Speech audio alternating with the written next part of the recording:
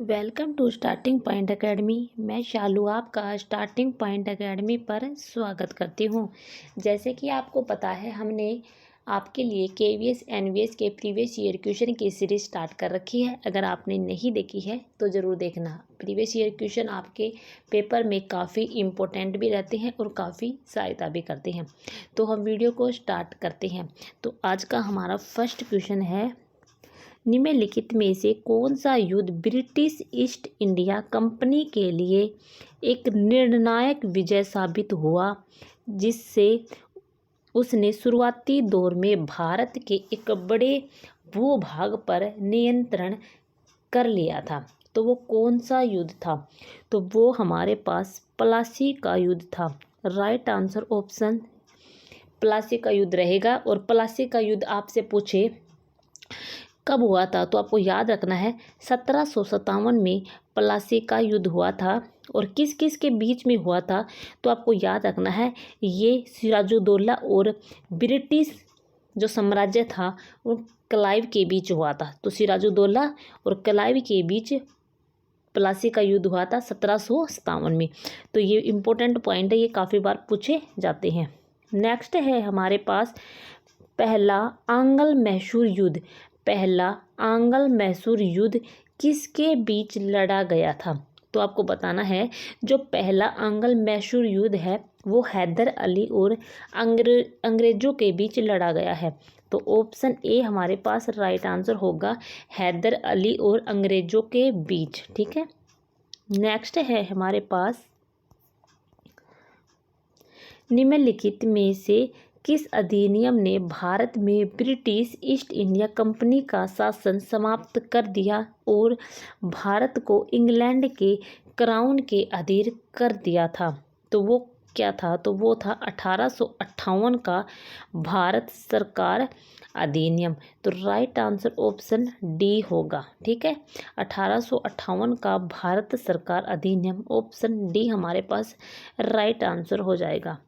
Next है हमारे पास, निम्न में से किस अधिनियम ने ईसाई मिशनरियों को भारत में अपने धर्म को प्रसार करने की सुविधा दी है? तो वो कौन सा है? तो वो है 1813 का charter act. Right answer option B होगा, 1813 का चार्टर एक्ट, ऑप्शन बी हमारे पास राइट आंसर होगा। नेक्स्ट है 1757 में प्लासी की लड़ाई ने बंगाल के किस नवाब को ब्रिटिश सेना ने हराया था? तो वो क्या था? ये अभी हमने पढ़ा है ऊपर, वही आंसर है। सिराजुद्दौला और प्लासी की लड़ाई 1757 में हुआ था और नवाब ब्रिटिश से क्लाइव था। ठीक है, तो ये हमने पढ़ा था। और आप पीडीएफ लेना चाहते हैं तो टेलीग्राम चैनल से जुड़ जाना, वहाँ पर हम आपको पीडीएफ अवेलेबल करवा देंगे। 15वीं शताब्दी के दौरान सभी विदेशी कंपनियों एक जैसी चीज़ों को खरीदने में रुचि रखती थी, जैसे कि भारत में तैयार किया जाने वाला उत्कृष्ट गुणवत्ता वाला, जिसका यूरोप में बड़ा बाजार था। इसके अलावा काली मिर्च, लौंग, इलायची और दालचीनी भी बहुत महंगी थी। और इन ऑप्शन में देखकर आपको बताना है ऊन, सनफ्लावर, जूट या कपास था। तो वो हमारे पास ऑप्शन डी हो जाएगा, कपास और रेशम, ऑप्शन डी हमारे पास राइट आंसर हो जाएगा। नेक्स्ट है हमारे पास, भारतीय राष्ट्रीय कांग्रेस का प्रथम अधिवेशन बॉम्बे में खालिस्तान में व्योमेश चंद्र बनर्जी की अध्यक्षता में आयोजित किया गया था। तो वो कब किया गया था? तो दिसंबर 1885 में भारतीय राष्ट्रीय कांग्रेस का प्रथम अधिवेशन बॉम्बे में दिसंबर 1885 में व्योमेश चंद्र बनर्जी की अध्यक्षता में आयोजित किया गया था। तो राइट आंसर ऑप्शन बी हो जाएगा। नेक्स्ट है हमारे पास, निम्नलिखित में से स्वतंत्रता सेनानियों में से कौन भारत के ग्रैंड ओल्ड मैन के रूप में जाना जाता है? तो ग्रैंड ओल्ड के रूप में किसे जाता है? दादा भाई नौरोजी को जाना जाता है। ऑप्शन सी हमारे पास राइट आंसर रहने वाला है। नेक्स्ट है हमारे पास, भारत के स्वतंत्रता आंदोलन के किस नेता को grand old man of India कहा जाता है। तो ये क्वेश्चन दोबारा से रिपीट हो गया है, तो इसका राइट आंसर क्या रहेगा, दादा भाई नौरोजी। ये हमने अभी ऊपर पढ़ा है, तो ये देखो घूम फिर के ऐसे ही पेपर में आ जाते हैं ये क्वेश्चन, तो बार बार रिपीट होते हैं। ऑप्शन ए हमारे पास राइट आंसर हो जाएगा। नेक्स्ट है हमारे पास, भारत में ब्रिटिश शासन के दौरान ब्रिटिश संसद सदस्य बनने वाले पहले भारतीय कौन थे।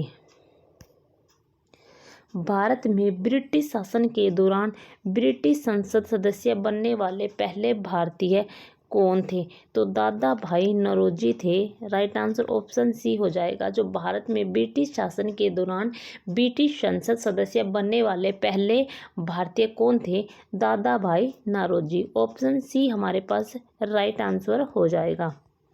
नेक्स्ट है हमारे पास, 1885 में भारतीय राष्ट्रीय कांग्रेस का प्रथम अधिवेशन कहाँ हुआ था। तो बॉम्बे में हुआ था, और अब बॉम्बे को क्या कहते हैं, मुंबई कहते हैं। तो 1885 में भारतीय राष्ट्रीय कांग्रेस का प्रथम अधिवेशन बॉम्बे में हुआ था। तो राइट आंसर ऑप्शन बी होगा। नेक्स्ट है हमारे पास, निम्नलिखित में से कौन से विकल्प आधुनिक भारत में इतिहास में हुई घटनाओं का पहले से लेकर बाद में हुई घटनाओं के हिसाब से सही कालक्रम बताता है। तो आपको बताना है इनमें से कौन सा कालक्रम सही होगा। तो हम सीधे आंसर की तरफ जाएंगे, ज़्यादा टाइम वेस्ट नहीं करेंगे। तो आपको याद रखना है, जो भारतीय राष्ट्रीय कांग्रेस का गठन 1885 में हुआ था, फिर 1885 में जो भारतीय राष्ट्रीय कांग्रेस का गठन हुआ था, उसके बाद हमारे पास हुआ था मुस्लिम लीग का गठन 1906 में हुआ था। फिर हमारे पास हुआ था होम रूल आंदोलन, वो 1916 में हुआ था। फिर असहयोग आंदोलन 1920 में हुआ था। तो इस तरह आप इनमें से ऑप्शन को देख के निकाल सकते हैं। भारतीय राष्ट्रीय कांग्रेस 1885 में, मुस्लिम लीग गठन 1906 में, होम रूल आंदोलन 1916 में, और असहयोग आंदोलन 1920 में। तो राइट आंसर ऑप्शन बी हो जाएगा। नेक्स्ट है हमारे पास, नीचे दिए गई सूची को आपको मिलान करनी है कि कौन सी सूची सही है। लेकिन हम क्या करेंगे, सीधे राइट आंसर की तरफ जाएंगे और ऑप्शन को आप देख के आसानी से कर सकते हैं। तो राइट आंसर है, एशियाटिक सोसाइटी की स्थापना 1784 में हुई थी। एशियाटिक सोसाइटी की स्थापना कब हुई थी, 1784 में हुई थी। कोरनवाली संहिता का अधिनियम 1793 में हुआ था। ईस्ट इंडिया कंपनी द्वारा कलकत्ता में उच्चतम न्यायालय की स्थापना 1773 में हुई थी, और ब्रिटिश द्वारा दक्कन का अधिग्रहण 1858 में हुआ था। और इनको आपको याद करना है और इनको क्रम वाइज आपको लगा लेना है। ठीक है, मैंने आंसर बता दिए हैं। अब इतना टाइम नहीं है कि हम आपका टाइम खराब करें, एक एक क्वेश्चन को एक्सप्लेन करें। औपनिवेशिक भारत में हड़प नीति के जन्मदाता कौन है। तो कौन है, लॉर्ड डलहौजी है। राइट आंसर ऑप्शन ए हो जाएगा। नेक्स्ट है हमारे पास, निम्नलिखित में से किसने ब्रिटिश संसद में महानियोग विचारण का सामना किया था।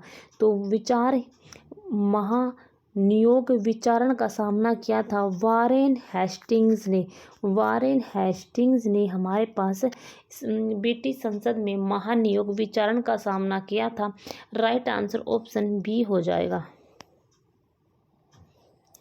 नेक्स्ट है, ईस्ट इंडिया कंपनी द्वारा हड़प नीति के तहत किस राजशाही का अधिमेलन नहीं किया गया था। तो मैसूर का नहीं किया गया था। तो राइट आंसर हमारे पास नहीं पूछा है, तो नहीं मैसूर होगा। और अगर राजशाही का अधिमेलन पूछे तो झांसी हो गया, सतारा हो गया, और नागपुर हो गया। तो ये तीनों तो मेलन किए गए थे, इसमें नहीं पूछा है, तो वो हमारे पास मैसूर हो गया।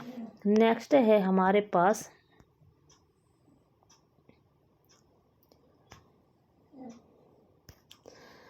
वारेन हेस्टिंग ब्रिटिश संसद में महानियोग विचारण का सामना करने वाले भारत के पहले गवर्नर थे।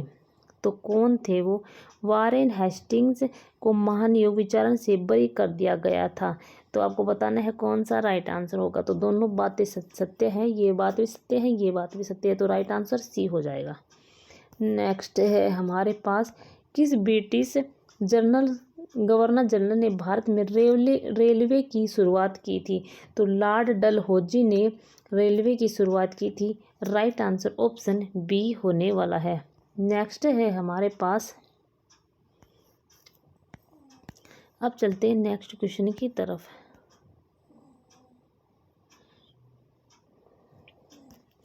निम्न गद्यांश के आधार पर, ये हमें निम्न गद्यांश पर विकल्पों से सही उत्तर चुनकर निम्न प्रश्न के उत्तर दीजिए। अंग्रेजों से लड़ने के लिए नेतृत्व और संगठन की आवश्यकता थी। इसके लिए क्रांतिकारियों द्वारा प्राय अंग्रेज राज के पहले नेताओं का रुख किया जाता है।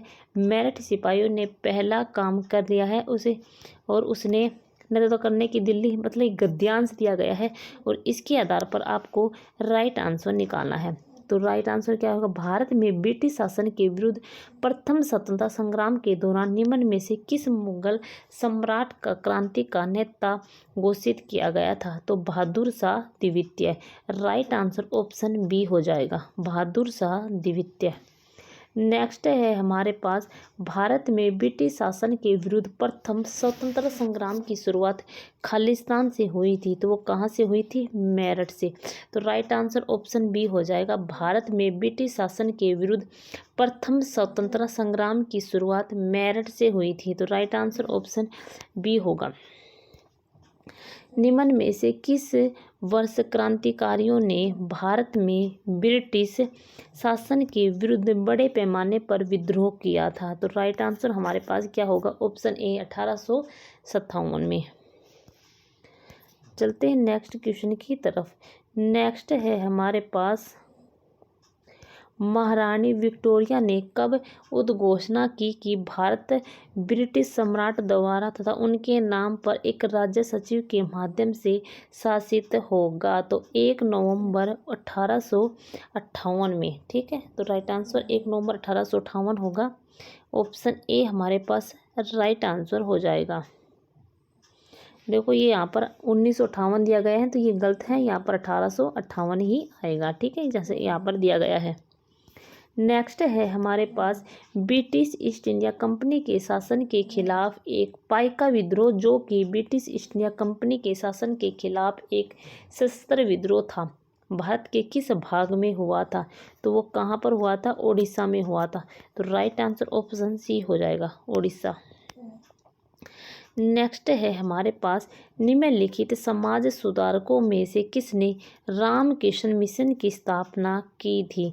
तो स्वामी विवेकानंद हमारे पास राइट आंसर हो जाएगा, स्वामी विवेकानंद हमारे पास राइट आंसर हो जाएगा, क्योंकि जिसमें समाज सुधारकों में से रामकृष्ण मिशन की स्थापना की थी। तो राइट आंसर ऑप्शन बी होगा। नेक्स्ट है हमारे पास, उद्बोधन नाम समाचार पत्र की स्थापना किसने की थी? तो आपको बताना है, उद्बोधन नाम समाचार पत्र की स्थापना किसने की थी? उद्बोधन नाम समाचार पत्र की स्थापना किसने की थी? तो राइट आंसर हमारे पास क्या होगा? आपको चलते हैं, उद्बोधन विवेकानंद ने की थी उद्बोधन समाचार पत्र की स्थापना। तो स्वामी विवेकानंद हमारे पास राइट आंसर हो जाएगा। नेक्स्ट है हमारे पास, निम्नलिखित भारतीय सुधारकों में से किसने 1828 में ब्रह्म समाज की स्थापना की थी? तो ब्रह्म समाज की स्थापना राजा राम मोहन राय ने की थी, ब्रह्म समाज की स्थापना। नेक्स्ट है हमारे पास, 1893 में स्वामी विवेकानंद ने विश्व धर्म संसद में अपना प्रसिद्ध भाषण किस शहर में दिया गया था? तो शिकागो में दिया गया था। तो 1893 में स्वामी विवेकानंद ने विश्व धर्म संसद में अपना प्रसिद्ध भाषण शिकागो में दिया था। तो राइट आंसर ऑप्शन ए हो जाएगा। नेक्स्ट है हमारे पास, महात्मा गांधी ने किस वर्ष चंपारण में अपना समय व्यतीत किया और जिसमें किसानों के कार्यकाल की सुरक्षा के साथ साथ अपनी पसंद की फसलों की खेती करने की स्वतंत्रता प्राप्त करने की मांग की थी? तो वो को क्या था बताइए? 1917 हमारे पास राइट आंसर हो जाएगा, 1917 ऑप्शन बी हमारे पास राइट आंसर हो जाएगा। तो आज के लिए इतना ही, थोड़ी साउंड की प्रॉब्लम है तो आज कल करवाएंगे आगे के क्वेश्चन। ओके, धन्यवाद।